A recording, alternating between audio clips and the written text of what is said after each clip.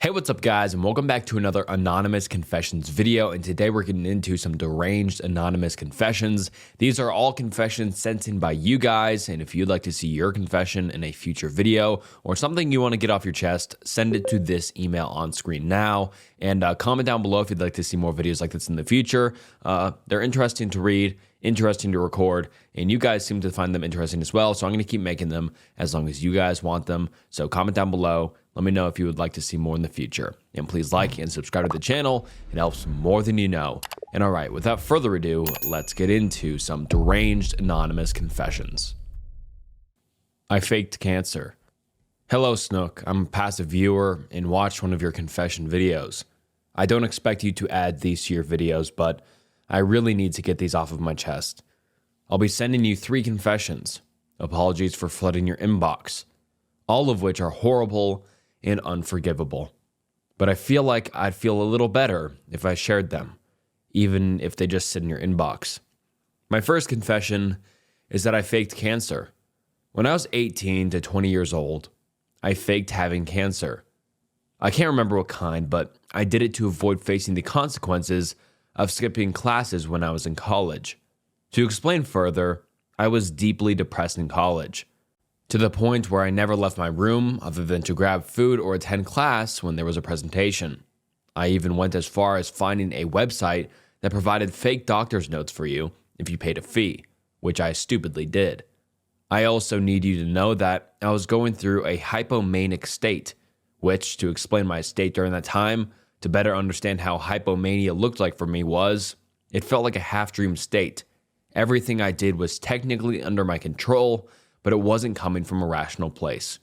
I wasn't hallucinating or hearing voices, but I was emotionally erratic, spending money I didn't have, chasing dopamine like it owed me something, and of course, faking a horrible disease. It was a horrible time, and I made horrible decisions. I convinced pretty much everyone I had cancer because they had no real reason not to believe me. I even SH'd myself to make it look like I had a surgery scar. I never asked for money or sought support from charities. So while what I did was horrible and fucking detestable, I didn't technically commit any crimes. I'm 28 now, fully lucid and in control of my actions. I regret the hell out of what I did and pledge to never lie again, though. It is something I still struggle with. I lied a lot as a child to protect myself from a horribly abusive situation.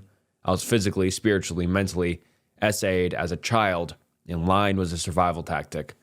My mom was actually diagnosed with breast cancer in late 2022, and unfortunately, the cancer has spread to her lymphatic system. It's not looking good. But seeing my family, seeing my mother going through cancer and knowing I lied about having it myself makes me so angry at myself.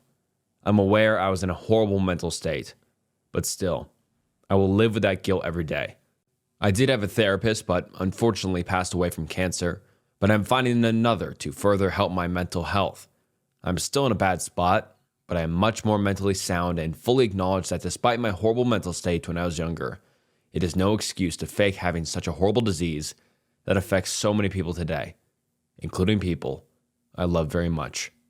And for those wondering if I ever confessed to faking the cancer, no, I have not, and I don't think I ever will. I catfished people. Hello, Snook. This is the second confession I'm sending you again. Sorry for flooding your inbox. This one is about how I catfished numerous people from the ages of 13 to, I think, 20-something. I think my early 20s is when I finally grew a brain and stopped being an absolute scumbag. Not that me stopping absolves me from my detestable actions. To provide some much-needed context before I tell you more about my terrible actions, I'm a survivor of horrible abuse. From the ages of 6 to 14, I was abused in every way someone can be. I was raised in a very religious household, and my abuser discovered quite early on that I was exhibiting behavior of a gay person. Basically, I liked people of the same gender. I'm non-binary, but was born a female. Let's call my abuser Tremaine, since they were almost exactly like the evil stepmother from Cinderella, but on steroids. Anyway, Tremaine was a devout Christian and basically raised me in a conversion camp. I wasn't allowed to attend sex ed. I was accused of trying to be S-word inappropriate with my own family members. Tremaine treated me as a S-word rival with my own father. It was 50 shades of fucked up. I wasn't allowed to use the internet because Tremaine accused me of being a raging P-word addict, and I thought I'd look up inappropriate videos while online. Man, I could go on and on and on, but basically, I had horrible self-esteem issues, extreme body dysmorphia, and I developed an ED later on in my life, which I still suffer from at the ripe old age of 28. And I hated who I was, what I was. Being gay was a sin, therefore, I was a monster and deserved to burn in hell. So, to cope with these terrible thoughts and feelings, I pretended to be other people. I catfished my fellow classmates, created untold amounts of drama. I was eventually found out. I wasn't being smart about it, but I ended up escaping from my abusive living situation and living with my other parent. Tremaine was my step-parent and their partner at the time.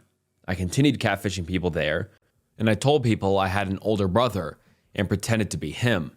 I even dated one of my own friends. I managed to keep up that lie until I was in the 10th grade. Along the way, I pretended to be so many different people. To me, it was nicer being someone else than myself.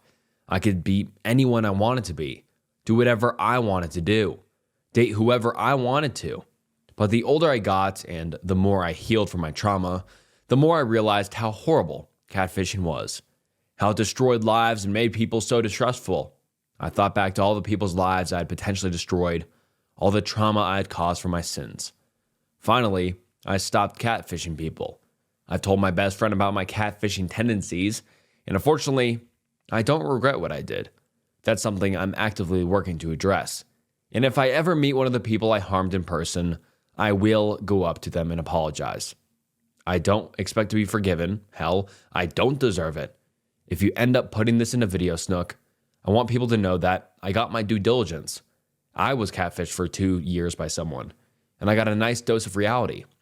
My best friend even roasts my ass for my past mistakes and fully tells me I got what I deserved with getting myself catfished. And for anyone wondering, I'm in a much better place now. I'm 28 years old, non-binary, and a raging pansexual, and damn proud of who I am. But for anyone who is currently or is thinking of catfishing people, don't. Just don't. I was lucky where the people I affected never committed self-deletion, but that is something that can and will happen if you fuck with people's lives like that. People aren't playthings. They aren't there to help you make you feel better about yourself. You will regret it later in life. And if, God forbid, someone commits self-deletion as a result of your horrible actions, it will destroy you from the inside out. And to be frank, I hope it does. I may not regret from my past actions, but as I said before, I'm actively working to make sure I feel guilt, that I feel horrible for the lives I toyed with carelessly and cruelly, all because I had such a low opinion of myself. Don't catfish. It can and will ruin lives. I was a horrible sibling. Hello, Snook. This is my third and final confession, and the one I feel the most guilt for. Once this message sends, I'm deleting this email. But as a child, I was horribly abused. I spoke about the abuse in a past confessional email, but to sum it up, from the ages of 6 to 14, I was physically, mentally, spiritually, emotionally, and SA'd by step-parent. Now, that step-parent, who I'll call Tremaine, and my bio-parent had 2 children together, my half-sibling. My first sibling was born when I was 6, which is when the abuse started. My second sibling was born when I was 7. I was a horrible sibling to them. I put them through the same abuse I went through. I won't go into any detail because A, I'm ashamed, and B, it's not my story to tell. I treated these 2 so terribly from the moment they were brought into the world and up until I moved out. To provide some context so I can give you a better idea, my grandfather was a diagnosed psychopath, manipulative, abusive, unfeeling, textbook psycho. My mother exhibited the same symptoms as her father, manipulative, abusive. She had emotions, but they weren't, as strong as a normal person's emotions would be. According to my grandma, my mother was super happy when she was pregnant with me, which leads me to believe she had an imbalance of some kind. Anyway, I was apparently a happy baby. But as I got older, I was cruel. I seemed to feel joy whenever I harmed my cousins or caused them distress. I would lie through my teeth, and overall, I was just a problematic child who desperately needed psychological help. and in horrible abuse from a step-parent, and I was pretty much a feral human when I finally escaped from my abusive home. Now, for those of you who don't know, it's common for children experiencing abuse to lash out to those weaker than them, which, unfortunately, were my siblings. My biological parent has told me time and time again that they both suffer from PTSD. I'm willing to bet that they have CPTSD from the shit I put them through, nightmares, and have a hard time recovering from the terror I instilled upon them. As a result, I have pulled away from the family. I refuse to force my way back into their lives unless they are ready for it. I've gone to therapy. Unfortunately, my therapist passed away a couple of months ago.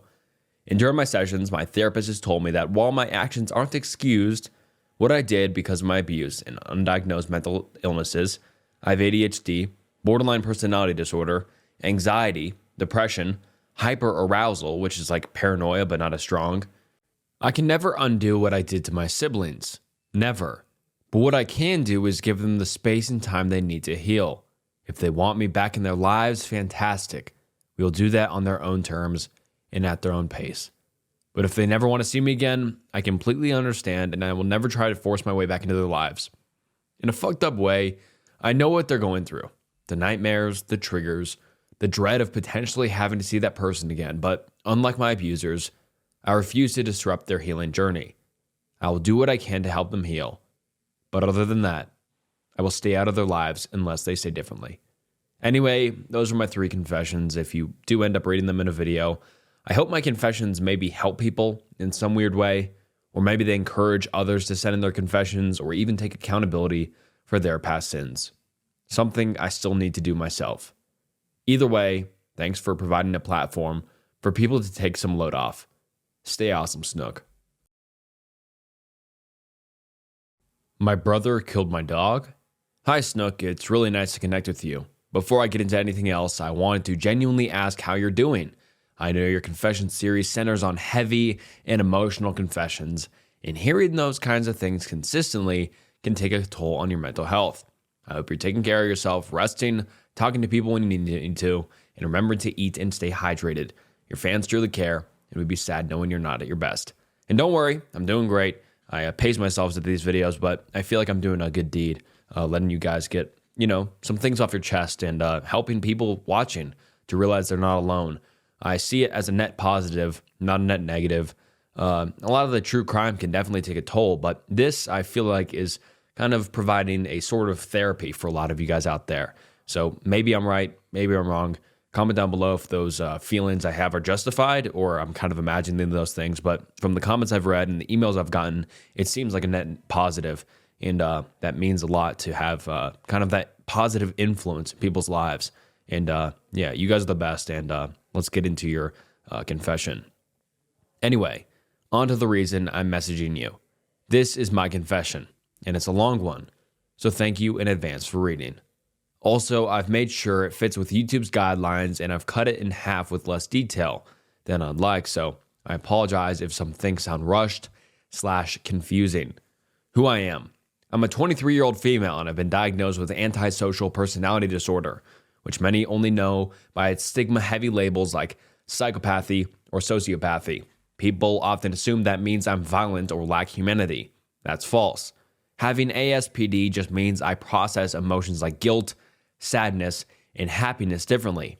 I don't feel remorse instinctively, but I show what's called cognitive remorse. If I hurt someone, I apologize, reflect, and try to do better. It's logical, not emotional, but it's still genuine in my own way. I've never hurt someone for fun. I don't enjoy cruelty. I'm not Hollywood's idea of a psychopath. I'm just me. And I try every day to be a good person, just like everybody else. My confession.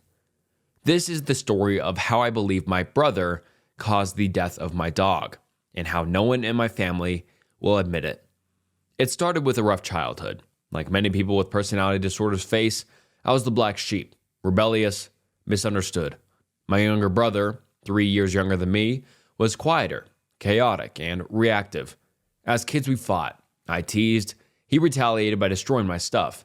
It escalated until I stopped antagonizing him altogether, but he never really stopped trying to get back at me. In 2019, we got a dog. And he immediately, attached to me. He was quiet, gentle, didn't bark, didn't cause trouble. He was a really good dog, and he just wanted to be by my side. We were soulmates. It was the first time I had that connection to a living being. Everyone agreed. He wasn't a family dog. He was mine.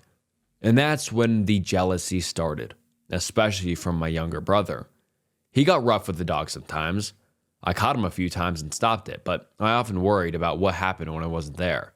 Fast forward to a chaotic divorce. My parents fought constantly. My older brother shut down. My little sister, who has disabilities, needed help. My younger brother was out of control, drinking, drugs, girls, outbursts of anger. And I, the one with the emotionalist diagnosis, was the one keeping it all together, kept everyone as sane as possible. One night, I asked my mom to talk to my younger brother after he posted a video of himself drunk driving with terrified exchange students in the car, yelling for help. She did, and he took it down, but then screamed at me for 20 minutes, told me to die, and he'd make me pay. That same night, he came downstairs with this energy I can only describe as ominous or evil.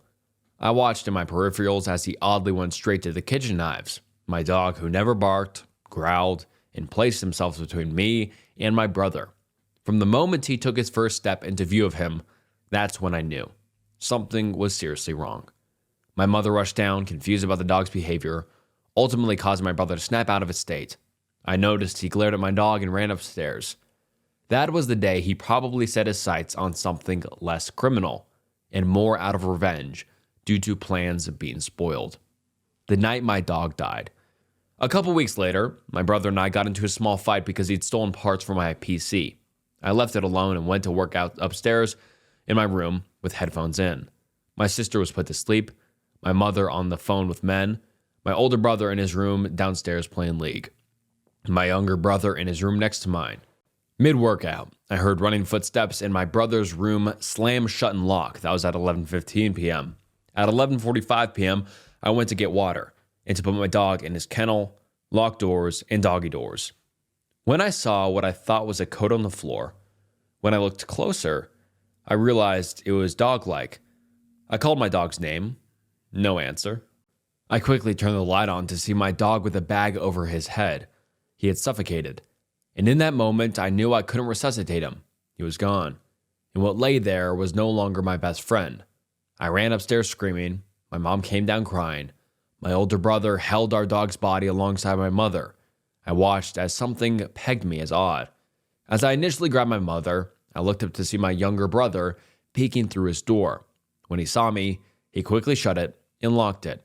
The look in his eye, angry, and seemed to say, "It was your fault." My older brother went up to the stairs a while after holding him for a while. I heard him yelling, coming from my younger brother. "I already know. He suffocated." Then came the slamming of the door. When we asked him the second time the following morning to come say goodbye, he angrily refused. Over the next month, he wouldn't talk to me. Every time the dog was brought up, questioning how on earth our dog died, he would get angry, explode in rage, and run out of the room. He had tells, twitches, mannerisms when he lied, and they were all there, every time the dog was mentioned. One night, he came into my room crying and said he was sorry. I tried to console him. I asked if it was about the divorce. "No," he replied. Then the dog.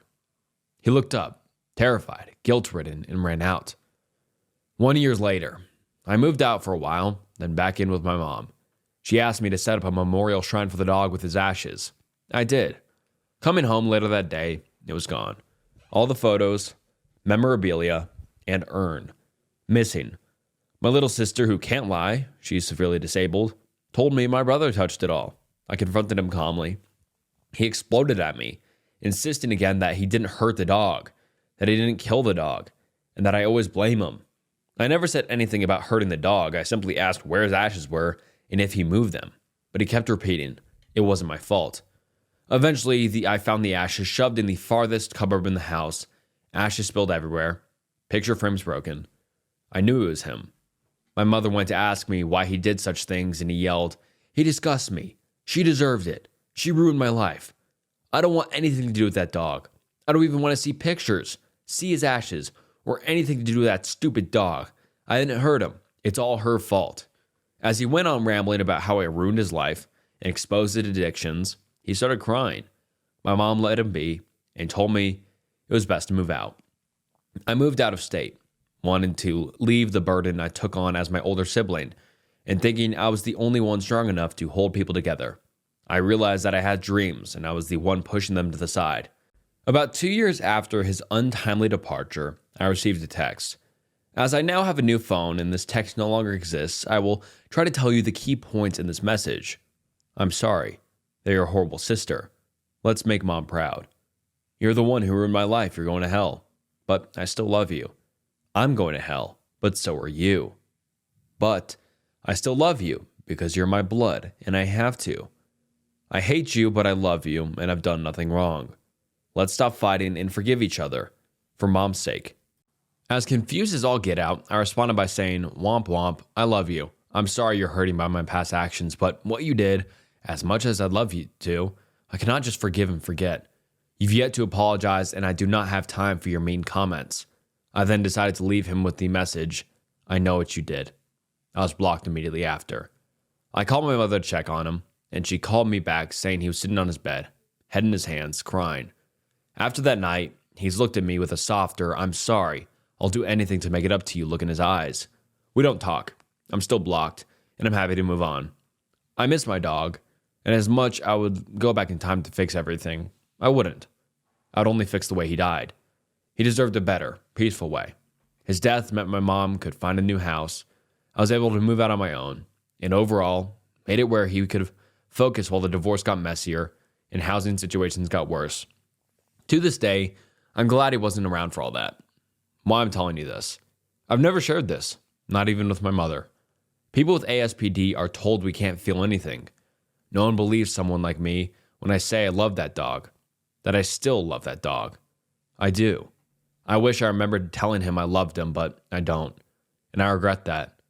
That day, I think my brother, out of jealousy, anger, or spite, took him from me. And no one will admit it. No one will punish him. The world just moved on. But I didn't, and I can't. This is the only way I know to speak it into reality. And as much as I'd like to cry, I cannot. My emotions feel trapped deep inside of me, and it's very lonely. So thank you for reading. It means more than I can explain. I'm sorry for the heaviness this might bring you and the viewers, but I'd love to hear what everyone else has to say about this, and what you, Snook, thinks as well.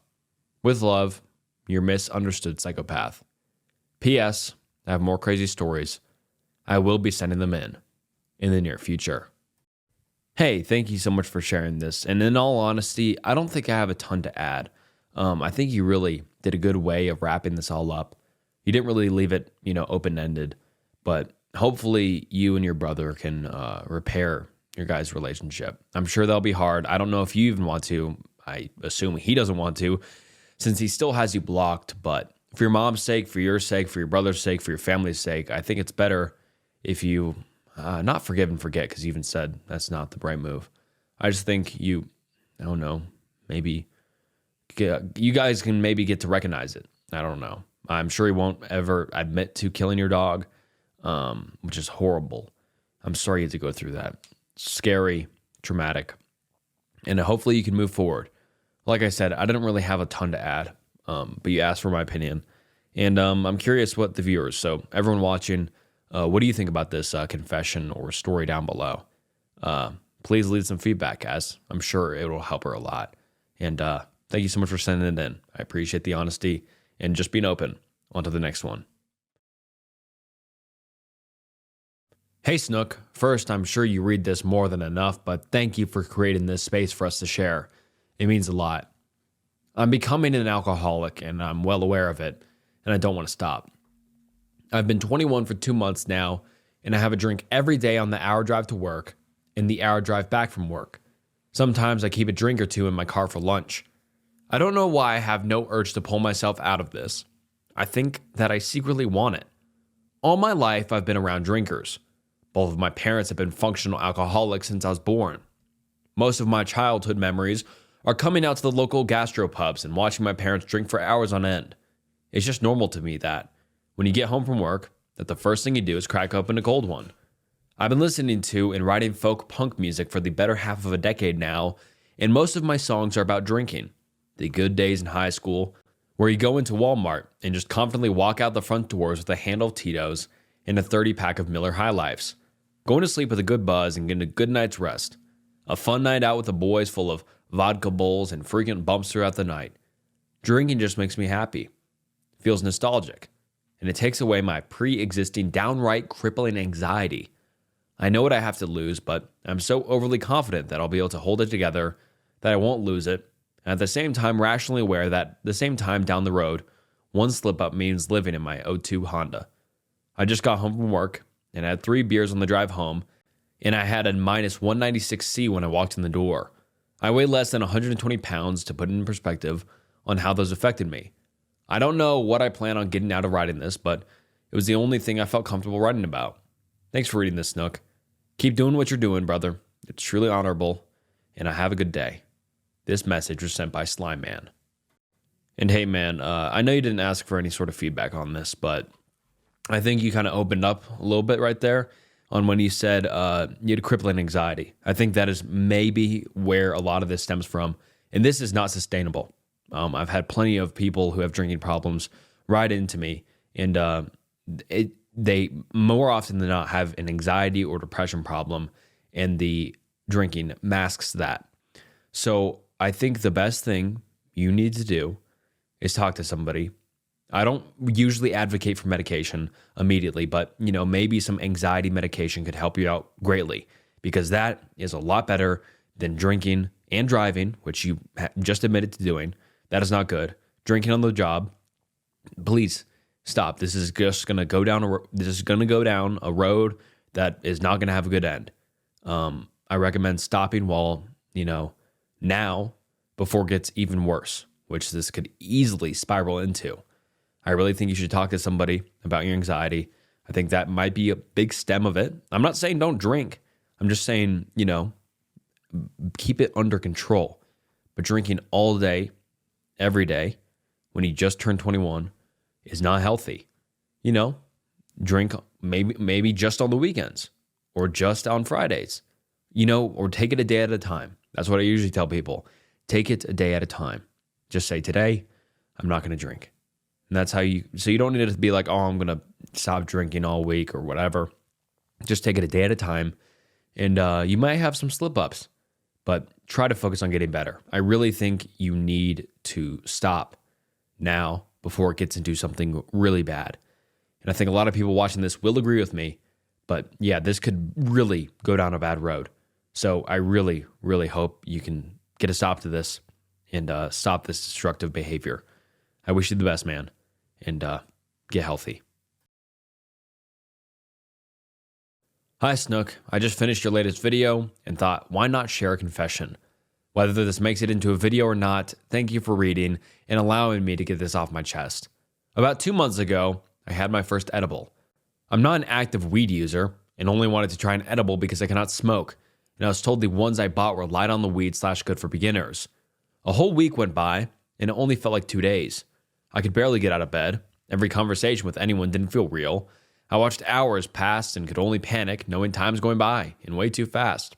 I've never wished for anything as much as I've wished I'd wake up and feel better. I was so sure this would forever be my life, that my brain was deteriorating and I would never go back to normal. I cut my hand during this time and I didn't feel a thing. For 4 to 7 days, I felt nothing physically, except for the excruciating pain I felt in my head. I live with my parents still, and they would not be happy with me if they knew what I took. I had to lie through my high that I was sick and very, very out of it. I'm shocked they believed me. To this day, some things that seem off make me worry that things aren't real. It had caused dissociation and anxiety. No one I knew understood or knew the true hell I was going through, and it brings me a lot of anxiety even thinking about weed. I'm sure there are people who think I'm weak for not being able to handle it, but that was genuinely the worst experience of my life, and I never want to go back. To end this off on a good note, and with the moral of the story, don't ever let people convince you drugs are cool. Stay safe. Don't do things that can have negative effects on you. I can say that after this, I will only live out my life sober. I never want to experience the hell again, and I hope my story can help people make good choices for their life. Thank you for reading. Hey Snook, I wanted to start off by saying thank you. Don't forget to make time for yourself. Reading so many confessions with so many sad endings can be hard on a person. Please take care of yourself and don't push yourself too hard. This story is one I've told a select few people, but none of my family knows. It's a sad one with a very happy ending. Back in 2017 through 2018, I went through some really bad stuff. I'm not going to talk about it. The details aren't necessary for the story. Besides, I haven't processed all of it quite yet. I was only 12 and scared of everything. Unfortunately, I refused therapy and started to spiral. I was going through a depressive episode. Bipolar 2 is an awful thing. It was traveling down the darkest paths of my head. The best way I can describe it is I was on the outside, looking in. Everything I did and said didn't feel real, and I wanted it to stop. I tried alcohol, which only amplified the feeling. My life was turning into a nightmare I was creating for myself. The only option in my head was S-word, so I planned it. I was going to do it after my family watched our weekly movie together, late at night so no one would notice until morning. I stayed up, and at 2 a.m. started on my note. I got everything ready. I went through a brief moment of sanity, or insanity, based on how you view it, and started talking to my dead grandma in my head. I begged her to give me a reason to stay. Any reason at all. Everyone I knew and loved was asleep, and I thought all hope was lost. All of a sudden, my little sister, only 8 years old, sat straight up. Minutes prior, she was snoring like a baby. I turned off my little nightlight when I heard her in the smallest voice talk to me. I feel like I need to say this. I love you. And she laid back down, snoring again only a minute later. I sat there staring in the dark and realized Grandma listened. She gave me a reason. She gave me hope. And I thank the world every day for creating my beautiful sister, a built-in best friend. Since then, I've graduated high school, pursuing a nursing degree, and have an amazing boyfriend of 2.5 years, looking like a fiance at any point. My sister is now in high school and the smartest, most talented woman I know. I still wonder what would have happened if I didn't ask for a reason, if I didn't look for any hope. I want to say this by saying the usual. Talk to people. I started a journal where I write my favorite things about each month and give myself a reason to live. Things to look forward to. People love you. You just got to look past the fog and into the eyes of those who care about you. You'll make it out. You'll be okay. We will all be okay. Once again, thank you. And I hope this wasn't too much for you to read. You are amazing. Hey Snook, I'm crying as I write this. Getting straight into it, I have schizophrenia. I would say that I'm rather lucky as I have friends and family who support me, but I still wouldn't wish this illness upon anyone. I began to show symptoms at the age of 10 and received an official diagnosis at 17. Before this, I had been diagnosed with depression, anxiety, autism spectrum disorder, and obsessive compulsive disorder. The full 5 infinity stones. The peak of my psychosis happened when I was about 14 to 17 years old. I've had everything from audible hallucinations to visual and physical, and even smell. Voices in my head telling me to kill myself. Voices in my head telling me to kill everyone else. The sensation of my flesh rotting with maggots crawling throughout my skin. One of my closest friends being an imposter. People watching me through my eyes and recording me through my ears. I've had everything. Nobody seems to understand how terrifying schizophrenia really is. I've received treatment now. Medications that have ruined my weight, sleep, and memory. But there's something you don't forget. Fear. That pure, gut-wrenching fear. The fear while you lay in bed while the covers over your head in pitch black darkness because you're afraid that people will look through your eyes and track your address. The fear of voices in your head, the ones you don't recognize, laughing at you, telling you that the only way to finally be free is to grab the knife, grab the pills, and shut them up yourself, even if that means you yourself disappear too. Then you see it. The light. Your best friend, a quiet boy your age. He walks into your life with no opinions, no home, and no personality. But he's there for you. His presence functions like a dream. Nothing makes sense. But you finally have someone to be your everything. His name was Daniel, and I loved him, with everything I had. Part of me still does. He would sit with me after school and smile. Quiet. All I knew is that he was good for me. I can hardly remember him now. He wore a purple scarf and thick round glasses. Dark hair. I don't remember his eyes. I can't remember his eyes. That should have been an indication. At around 16, I started new drugs to help fix my life. They worked. The voices faded. The rotting subsided. The people in the trees left me alone. It was wonderful. It was perfect. Perfect until I noticed that Daniel left too. I was still so sick, so I didn't realize what had happened. I would stay out past my curfew just looking for my best friend, roaming the streets like a lost soul.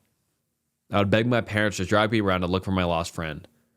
The day I realized that my best friend never existed was unimaginably painful. I would write to him every day. I was told to let him go. So now I only write to him on his birthday, the 8th of April. I miss him so much. I have a new best friend now, a real one. I love him more than I've ever loved anyone. But there's still a crumbling in my brain. My current best friend and I will probably fall out because we're so young. I dread that day. I resent it. It's terrible when I catch myself wishing for Daniel over the man who has done nothing but love me. Daniel was for me. Daniel is me. I am Daniel. My relationship with Daniel is now over. Once something can't grow anymore, it rots. So now I'm stuck watching my relationship with Daniel wither away. I hope I can hold on to some of the pieces, but that may be wishful thinking. I already can't remember if his eyes were blue or brown, if his hair was wavy or curly, if his face was flushed or pale. All I remember is that I loved him, and he loves me. Schizophrenia is a monster. All these jokes about being schizo are slightly painful, but it's best to suffer in silence and explain to someone that you yourself are in fact the crazy one. Thank you, Snook, for giving me a platform to speak on. You're a fantastic person. Much love to anyone out there, particularly those who can relate to me. Very well. And thank you so much for sharing that. I don't have anything to really add, but that was very impactful. That was the most impactful story on, mental illness such as schizophrenia I've ever read. I just want to say thank you for sending that in. I really appreciate it. I'm sure it'll help anyone out there who might be struggling with something and might feel a little bit alone. But anyone watching, you're not alone. You've got this. Stay strong. Things will get better. I just wanted to say thank you for sending that in. On to the next one. Hi, Snook. First, I just want to say thank you for giving people the space to share their stories. I really appreciate the way you handle each confession with care and respect. I've been watching your videos for a while now, and I love how calm, honest, and comforting your voice is. Your channel has become one of those safe spaces for me, and I'm really grateful for that. I'd like to share something that's been on my mind for a long time now. If you choose to read it on your channel, I'd appreciate it a lot. Please keep my name private. When I was in elementary school, we lived in an apartment building. My uncle lived upstairs and had access to the rooftop. I used to go up there a lot to hang out with my cousins. Most of the girl cousins were older, so I usually played with the cousin who was my age. We play Xbox, Minecraft, zombies, wrestling, just regular kid stuff. We'd usually go up after school and head back down before it got dark, but there was one night that stands out to this day, mostly because of what my mom remembers about it. She said I was unusually persistent about sleeping over at my uncle's that night. I kept insisting, which wasn't normal for me. Eventually, she gave in. But later that night, I came back downstairs crying. Hard. My mom didn't know what had happened, and I couldn't explain it either. I just remember crying and feeling overwhelmed. She made a small bed for me on the floor next to her and my dad. Then in the middle of the night, she said something really scary happened. I started shaking. My whole body stiffened and I trembled like I was having a seizure. My eyes were open and I wasn't responding. She said I locked up and froze. I don't remember any of it. We talked about it again recently and something about it hit me differently. She's always said that my uncle gave her a weird vibe. And looking back, I do remember feeling uncomfortable around him sometimes. My cousin too. He would get a little too physical when we played. And at the time we didn't think anything about it. But now I'm starting to wonder. After that night, I was put on antidepressants for a while, but I didn't stay on them long. What really haunts me is that I basically lost 2 years of memory after that night. Not completely gone, but I only remember tiny fragments. And even those are mostly from looking at old photos or hearing people talk about things that happened. It still feels like those 2 years of my life just disappeared, and I still don't know why. I'm not sure what exactly happened that night, but I've started to accept that something probably did. And maybe my brain just did that, what it had to do to protect me. Thanks again for reading this, and thank you for everything you do on your channel. You make people feel less alone. From a listener. And all right, guys, that wraps up some deranged anonymous confessions. I hope you enjoyed this video. I enjoyed reading these confessions for you guys. I really hope these videos help you out. And if they do, please comment down below. I love seeing those comments. I love reading the comments, and I read every single comment on all of these videos. I really love seeing your guys' feedback, positive or negative. I still appreciate it. You guys are the best. Thank you so much for just watching to the end of the video. And please like and subscribe to the channel. It helps more than you know. And this is Snook, and I'll see you next time. Bye.